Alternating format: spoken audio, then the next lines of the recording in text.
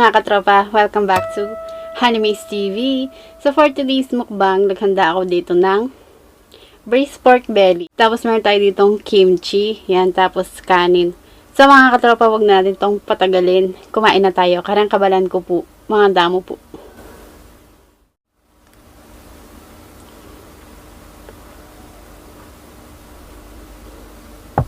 Tapos meron ako ditong pineapple.